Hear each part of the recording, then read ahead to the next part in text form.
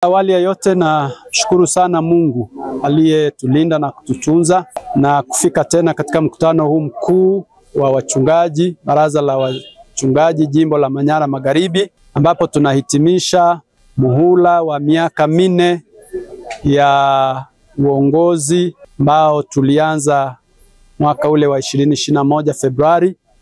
Kwa kweli Mungu ametutunza kipindi chote, tumekuwa na afya njema. Na ninashukuru sana pia kwa namna ambavyo watumishi wa Mungu wachungaji kumekuwa na mwitikio mkubwa wa kuhudhuria. Wajumbe zaidi ya 300 wamekuwemo katika mkutano huu.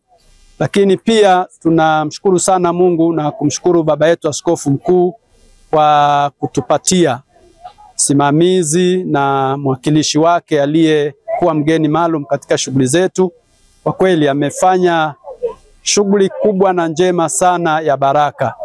Na pia ninamshukuru Mungu kwa ajili ya shughuli maalum ya uchaguzi iliyokuwemo katika conference hii pia.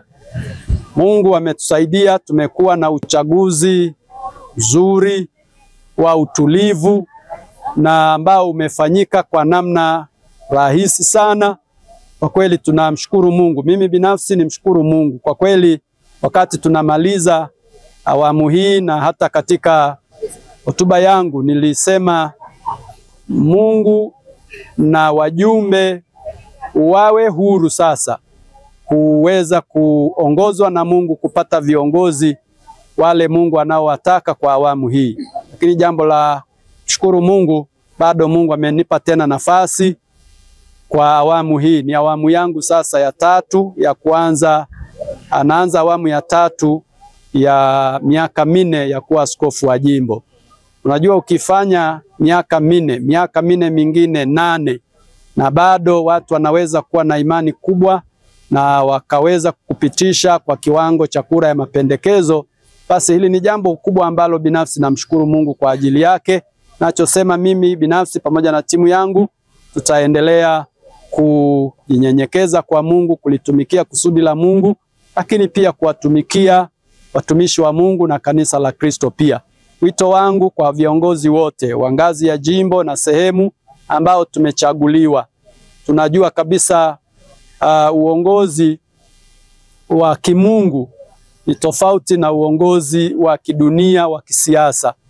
Uongozi huu ni wa utumishi, lakini kwa wajumbe wote wa mkutano mkuu, wachungaji na wale wasio wachungaji, pamoja na makanisa yote na washirika wetu, nitoe tu wito kwamba Bwana ametupa fursa nyingine, bado tunaishi na tukijua ni nyakati za siku za mwisho, basi tukaweze kulitumikia kusudi la Mungu kwa bidii, kwa nguvu, kwa vipawa, karama na hali zote ambazo Mungu ametujalia. Kwa kufanya hivyo, tutakuwa tumewekeza kwa Mungu wetu kwa namna ambavyo tunaweza kujipatia baraka za Mungu. Asante sana, naitwa mchungaji Gabriel Sule, mchungaji wa kanisa la TAGPRC hapa Babati mjini.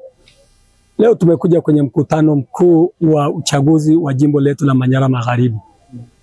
Lakini tumekuja hapa mambo yakaenda nisivyokuwa nimefikiria. Mimi ni mwangalizi, lakini ghafla nimejikuta ni katibu mteule.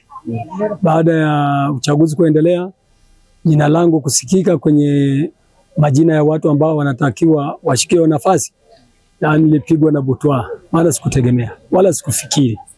Na baada ya hapo kura ilivyopigwa nikashinda kwa kura nyingi, jambo ambalo sasa naanza kufunguka kwamba Mungu ameniamini na wajumbe wameniamini kwa sababu ya kunipa kura nyingi sana. Unadhani ni kwa nini wamekuamini sana kwa kumshinda? Yaani hiyo ndio kitu ambacho nimeshindwa kukielewa kwa sababu sijawahi kushika nafasi yote jimboni. Lakini baada tu ya kuona hiyo nikaanza kufikiria kwamba inawezekana ni Mungu. Mungu aliamua kwa kuthibitisha kwa kupitia watu hawa kwamba ninafaa kumsaidia askofu.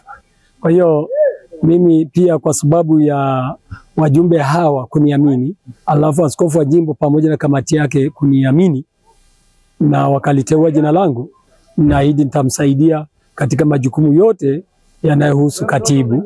Nitakuwa mwaminifu nitamtumikia askofu wangu, nitalitumikia jimbo langu, nitamtumikia Mungu kwa kupitia askofu wangu. Maana ninatekeleza maono ya askofu. Sitaingia na maono yangu, maana mimi kazi yangu ni kutekeleza maono ya nani? Ya askofu kama kiongozi wangu. Lakini pia nawaahidi wajumbe wote walionipa kura ya ushindi, na akishindwa namna hiyo nitawatumikia muda wote, usiku na mchana. Nitajitoa na nitafanya kazi kwa moyo wangu wote.